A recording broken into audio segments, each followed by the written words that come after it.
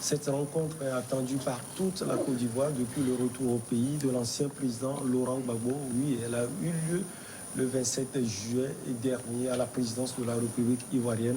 Cette rencontre entre l'actuel président Alassane Dramane Ouattara et son prédécesseur Laurent Gbagbo. Alors, chers amis, que retenir Firmin Teko Agbo de cette rencontre? Alors, ce qu'il faut retenir, c'est peut-être, je ne veux pas aller vite en besogne, c'est que cette rencontre pourrait avoir pour conséquence la décrispation de l'atmosphère politique de la Côte d'Ivoire. Parce que quand moi, je n'ai pas regardé les images, mais j'ai écouté à la radio, on voyait un Gbagbo souriant, on l'écoutait sourire.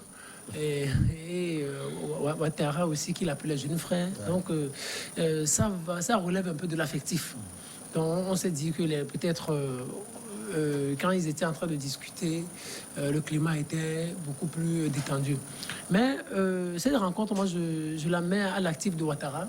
Vous savez, j'ai toujours critiqué Ouattara, hein, mais depuis un moment, je suis tombé d'admiration pour lui. Parce que, en ce qui concerne le retour de Gbagbo, tout ce qu'il a eu à faire, tous les actes qu'il a eu à poser, ont relevé d'une certaine posture républicaine.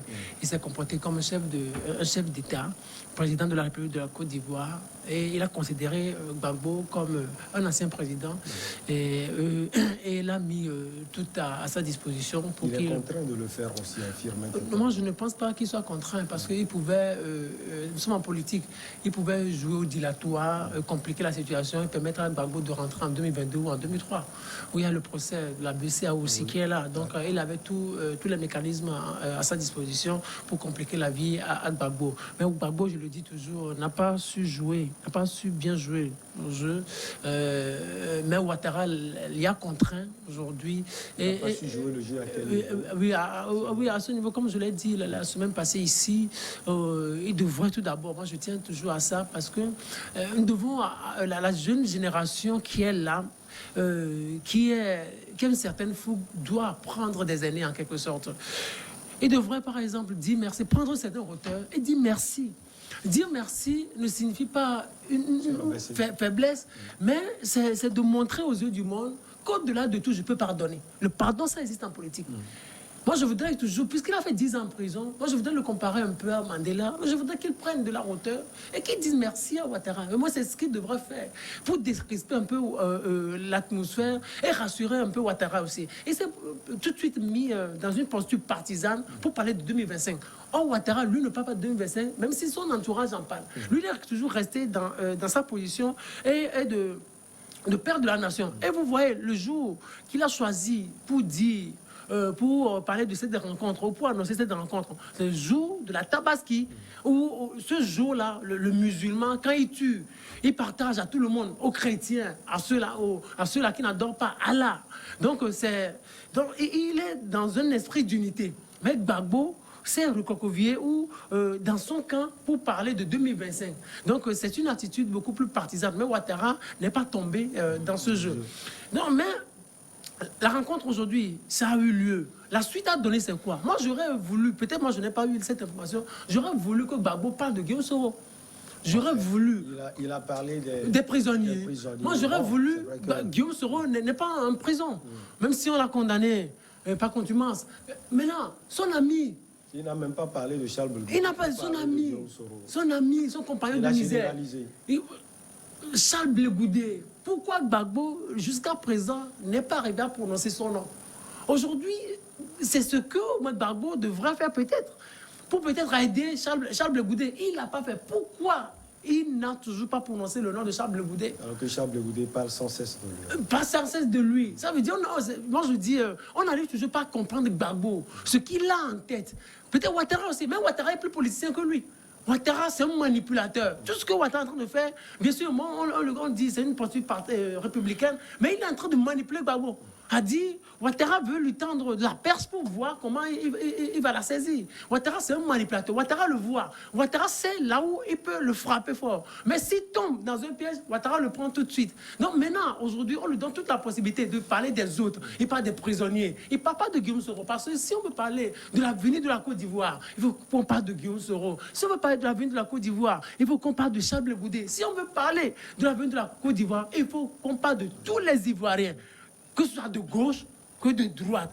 Gbagbo, si on va remettre aujourd'hui le pouvoir à la jeune génération, une des choses sur laquelle il devrait insister, c'est de se dire, nous les trois là, en 2025, on ne va plus se représenter. Nous allons remettre le pouvoir aux plus jeunes, que ce soit à Charles Blé Goudé ou à Guillaume Soro. Alors, contrairement à Firmin Teko Agbo, Germain Pouli, moi j'ai suivi les images, une rencontre empreinte d'amitié. On a vu les sourires sans cesse des deux présidents, disons. Ben, ça augure de bonnes choses. Oui, c'est une rencontre assez symbolique de ce que la Côte d'Ivoire veut être demain. C'est de voir deux personnes qui se sont livrées la guerre, même s'ils n'ont pas perdu leur vie autour d'eux. Il y a eu beaucoup de décès, beaucoup de dégâts, plus de 3000 morts. Et 10 ans après, le pays ne s'est pas remis de cette douleur et de cette crise-là. Et voir Gbagbo et Ouattara se sourire, se serrer, se tenir dans la main, arborer ce large sourire-là, comme si c'était de vieux amis, avec... Ils se parlaient en utilisant le prénom. Et c'était assez extraordinaire. Et je pense que c'est le genre d'image qu'on a envie de voir. Et les deux personnalités ont réussi à la faire passer. Et je pense que c'est un coup réussi. Et Ouattara a pris le temps parce que Gbagbo est rentré il y a un peu plus d'un mois. Donc il a pris le temps de le laisser s'installer, de le voir à l'œuvre, faire ce qu'il avait à faire en termes de priorité personnelle avant de le recevoir. Et quand il l'a reçu, et donc, il a parlé de cette crise-là qui est désormais derrière eux. Et Ouattara et Gbagbo aussi, qui a eu à dire qu'il a été le chef de file de ceux-là qui sont restés en prison aujourd'hui. Lui, il est libéré et il faudrait qu'on le libère, que le président fasse l'essentiel. Donc maintenant, les deux hommes se sont entretenus, ça c'est ce qui est sorti officiellement. Mais on ne sait pas de quoi ils ont parlé exactement, mais ce qui est important, c'est qu'ils sont promis se revoir souvent. Ça veut dire qu'ils savent que c'est autour d'eux que la réconciliation va véritablement se faire. Et Ouattara, en le sachant, en a d'ailleurs fait un thème de campagne électorale. Vous savez qu'il a fait sa campagne sur le retour de Gbagbo dans certaines contrées de la Côte d'Ivoire avant sa victoire. Et aujourd'hui, on peut dire qu'il a tenu sa promesse. C'est vrai qu'il a besoin, pour ce mandat, d'avoir un pays plus réconcilié, plus pacifié, aussi pour atteindre les objectifs qu'il s'assigne. Mais en même temps, au-delà de la Côte d'Ivoire, c'est toute l'Afrique qui n'a pas apprécié ce séjour du président ivoirien à la CPI, ainsi que des autres leaders africains qui ont été conduits là-bas. Et donc, c'est une réconciliation aussi avec l'Afrique, parce que dans la plupart des pays africains, on conteste donc la CPI. Et pour moi, c'est un bon retour. Bon, non, Guillaume Soro ne fait pas partie de cette crise-là. S'il en fait partie, il fait partie du côté de Ouattara. Donc, il n'a pas été de cette crise-là. Ça, c'est une autre crise. Et je pense qu'aujourd'hui, les deux figures qui peuvent faire la réconciliation, c'est ces deux personnalités-là. Et pendant longtemps, on a vu un peu en Côte d'Ivoire, c'est qu'il faut que Gbagbo revienne, exilé, forcé. Il fallait qu'il revienne. Et donc aujourd'hui, il est là, même si dans ses propres rangs, il y a des choses à régler. C'est déjà ça. Et cette rencontre-là est un symbole, un grand symbole qui, on l'espère, va toucher les Ivoiriens qui comprennent que ceux qui se sont affrontés hier peuvent travailler encore aujourd'hui, que la politique, c'est pas vraiment un affrontement physique. Une autre leçon un peu triste aussi, c'est celle du militantisme aveugle qu'il faut relever, parce que Certains ont été un peu déçus aussi de voir ces deux hommes-là j'ai lu des commentaires arborer chacun leur souris, croyant qu'ils allaient montrer un certain gêne, mais ça n'a pas été le cas. C'est comme s'ils pouvaient même sabler le champagne ensemble. Et donc, les gens qui se détestent, qui militent dans l'un ou l'autre camp, doivent comprendre que si le leader arrive à se pardonner au point où le président dit que c'est quelque chose qui est derrière eux aujourd'hui, c'est que entre militants, on n'a pas grand-chose. D'abord, on n'a pas le pouvoir. Et donc, on n'a pas la force. Il n'y a pas de raison d'être opposé. Donc, c'est un grand geste dans le sens de la réconciliation et en même temps une leçon pour le radicalisme dans le militantisme et que les militants aussi se disent que ça ne sert à rien d'être zélé jusqu'à un niveau parce que les leaders, eux, quelles que soient les circonstances, à un moment, ils arrivent à se retrouver et faire table rase et continuer la route ensemble. Adam, le président Alassane Ouattara a même dit qu'il pourrait se revoir et surtout qu'il aurait une troisième personne. Cette troisième personne ou personnalité, ce serait peut-être le président Bédié, même s'il n'a pas donné son nom. Non, je pense que la langue se délie et tout le monde sait que c'est le président Bédié, puisque la crise ivoirienne ou l'environnement politique ivoirien tourne autour de ces trois personnalités-là. Mais moi, je pense que cette rencontre sont des leçons plutôt à tirer. Et surtout, même évoquant cette rencontre, je pense que si on prend aujourd'hui l'image que les deux acteurs ont arboré au regard du monde entier et ce qu'attendaient aussi bien nombre d'Ivoiriens pour décrisper l'environnement un peu politique de la Côte d'Ivoire, compte tenu du fait, c'est vrai qu'il y a eu des actes qui sont posés allant dans ce sens, mais on sait quand même qu'il y avait également des remords de part et d'autre de ces acteurs-là. Mais au même moment, je pense qu'on ne peut pas évoquer cette question sans évoquer une sorte de médiation, puisque vous vous en souvenez que Laurent Gbagbo, quand il était donc en RDC, c'est vrai, dans l'agenda, il n'était pas prévu de rencontrer Félix Tshisekedi. Nous allons dû constater que depuis fort longtemps, Félix Tshisekedi s'investit, depuis qu'il est donc à la tête de l'Union africaine, s'investit dans des dossiers assez brûlants où nous constatons qu'il y a donc des clivages entre acteurs politiques. Et donc, il a eu à demander à déjeuner avec Laurent Gbagbo. Et j'estime que cette question serait donc à l'ordre du jour. Puisque si l'agenda là devait être tenu par Alassane Ouattara, je m'en doutais très fortement qu'il ne puisse pas envoyer une délégation accueillir Laurent Gbagbo, puisqu'on a constaté que c'est vrai qu'il y avait eu l'aménagement de ce salon présidentiel à l'aéroport d'Abidjan, etc. Mais au même moment, il n'y avait pas d'acteurs politiques liés à Alassane Ouattara qui a fait le déplacement. Même si le président lui-même n'était pas au pays. Tout à fait. Donc, il y avait beaucoup d'acteurs qui peuvent donc aller. Et surtout, la dernière sortie d'un de ces acteurs, de cet tenant de parti politique, avec ce langage-là qu'a tenu Laurent Gbagbo dans son fief, qui a fait réagir donc le parti d'Alassane Ouattara, prouve que Félix Tshisekedi a eu naturellement à avoir langue avec son homologue ivoirien à pouvoir donc intervenir. Puisque Laurent Gbagbo, les deux acteurs, je pense que nous l'avons dit ici, les deux acteurs, chacun avait à son niveau à pouvoir peut-être lancer la sonnette d'alerte en faisant en sorte que l'un ou l'autre puisse recevoir l'autre. Mais Laurent Gbagbo était dans une posture à ne pas pouvoir le faire. Et peut-être aujourd'hui, les faits peuvent lui donner raison pour la simple et bonne raison qu'il y a un président de la République à qui vous ne pouvez pas comme ça débarquer. Et si Alassane Ouattara, pour aller achever pratiquement la langue qu'il a prise donc avec les Ivoiriens, faisant donc du retour de Laurent Gbagbo un motif de paix, donc a eu à avoir d'abord un contact téléphonique avec lui et à prévoir cette rencontre-là. Mais je parlais donc de leçons à tirer. Aujourd'hui, je pense que la jeunesse ivoirienne et partant de la jeunesse africaine, etc. Et aujourd'hui, les faits donnent raison à Amba qui disait lors d'une intervention que lorsqu'ils prennent donc des décisions concernant les partis politiques, la jeunesse n'est pas invitée. Et donc, il ne faut pas manipuler cette jeunesse-là pour régler les discordes entre les acteurs politiques. C'est ce qui est advenu aujourd'hui. Je pense que cette jeunesse-là qui a été manipulée, qui était donc partie prenante de cette crise-là et qui a eu à payer le lourd tribut, aujourd'hui est devant les faits accomplis. Voilà les acteurs politiques qui étaient dans les motifs de clivage dans ce pays-là, se retrouvent et vont continuer donc la lutte.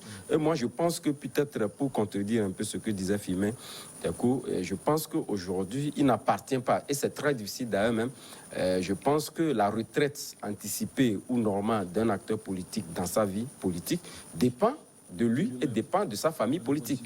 Il ne peut pas, c'est très difficile et je suis très perplexe que ces trois acteurs-là puissent décider d'un jour à l'autre, dire que voilà, nous prenons tous notre retraite et puis voilà, nous préparons donc une relève à venir. Ce serait difficile. Donc, mais ce qui est important, c'est que ces acteurs-là, il n'y a rien de nouveau. Ils ont toujours été comme ça. Peut-être pour la première fois, ils vont s'associer pour parler d'une même voix, parlant donc de la paix. Mais au même moment, je pense que chacun reviendra, en ce qui le concerne, faire sa politique comme il le conçoit. Et les alliances qui sont nouées entre Laurent Gbagbo et Bédié vont toujours continuer. Et puis l'essentiel ou l'objectif fixé, c'est de faire en torse, disons, à la politique d'Alassane Ouattara, surtout sa représentativité ou non, pour mobiliser la troupe et pouvoir donc gagner les élections à venir. C'est ce qui est aujourd'hui au niveau de l'opposition, c'est ce qui a été donc même si Alassane Ouattara veut bien qu'on parle de la paix, de toutes les façons, eux, ils sont dans un rôle politique. Et je pense que la grande leçon à tirer, c'est au niveau de la jeunesse, de savoir où se trouve leur intérêt, que de pouvoir être dans un radicalisme contre un leader politique, puis après tout, c'est vous qui en payez le lutte. Je vais prendre une partie de l'intervention d'Adam. Mamadou Touré, porte-parole adjoint du gouvernement ivoirien, a dit « Notre candidat Alassane Ouattara est prêt à lancer un jeune, à condition que les deux autres également soient prêts à lancer des jeunes. » Et donc, ça risque d'être compliqué, Firmin Tekou. En 2025, si Gbagbo veut se représenter, comme Mamadou Touré l'a dit, Alassane Ouattara est prêt à se représenter également. En 1990, le président Nelson Mandela avait 72 ans. Il devient président en 1994 et il quitte en 1999. Il avait déjà combien de temps? Il avait banalement près de 80 ans. Vous imaginez, s'il avait décidé encore de faire un second mandat, il aurait environ 85 ans. Regardez, Gbagbo sort de la prison à quel âge? 76 ans. Alors, 76 ans. Et s'il décide de se représenter en 2025, en 2025, il aura... plus 80 ans. Donc 85 ans. Vous imaginez, vous savez, en politique, tout est possible. Mais quelquefois, il faut tenir compte d'une certaine hauteur d'esprit du contexte. Vous vous imaginez, après cette image-là, on voit Gbagbo et Ouattara s'affronter encore en 2025. Ça ne va pas vous rappeler 2010-2011? Non, c'est ce que moi, je voudrais que les Ivoiriens évitent. C'est-à-dire que Gbagbo et Ouattara, mais peu importe, ou abstraction faite de cet amour que le peuple ou leurs partisans portent pour eux. Au nom de l'amour, au nom d'un certain patriotisme, au nom de tout ce qu'ils ont eu à vivre de par le passé, mais c'est ceux qui se disent, nous trois, nous avons déjà, Dieu nous a aidés, nous avons déjà été présidents de la République de ce pays-là. Donnons la chance aussi aux jeunes. Ils sont déjà à plus de 70 ans, 80 ans bientôt. Bédié, lui, il a déjà 80. Il a déjà plus de 80 ans. Vous imaginez? 85. Voilà. Ouattara, 79 ans cette année. En 2025, il aura 84 ans. Gbagbo, plus de 80. Vous imaginez? Donc, 80 ans, candidat. Même si notre ami le Guinéen, Alpha Condé l'a fait à 86 ans, mais ce ne sont pas des exemples à promouvoir. Ce ne sont pas des exemples à promouvoir. Du moment où c'est un pays un peu compliqué, avec un contexte un peu compliqué sur le plan national et sur le plan sous-régional. Donc il ne faut pas isoler ça dans les commentaires. Moi, je souhaiterais juste que les deux là, ou le jour où ils auront à recevoir le troisième, ou le jour où le troisième sera à la rencontre, qui se disent officiellement en 2025, nous n'allons plus nous représenter. Nous allons transmettre le pouvoir plus jeune, comme Ouattara l'avait dit avant le décès de Gon Coulibaly. Donc c'est ce qui sera beaucoup plus intéressant. Mais si Gbagbo dit, je vais être candidat, mais qui savent qu'il aura Ouattara sur son chemin. Et Ouattara va gagner. Sans aucun doute. Ouattara va rappeler. Il a le pouvoir. Il va tout mettre en œuvre pour gagner. Il va gagner proprement. Et Gbagbo n'a rien à faire. Et c'est pour engendrer encore des conflits sanguins. Non, c'est ce que je voudrais que les Ivoiriens évitent. Et puis, l'autre chose qu'on oublie, Gbagbo est dans sa famille politique. Afin Guessa, il est où? Dans tout ça, Afin Guessa, il est où? Gbagbo devrait, au-delà de tout, Gbagbo devrait tout faire pour... Ça représente la branche légitime du FPI. La branche légitime. Et Gbagbo, c'est illégitime, vous imaginez?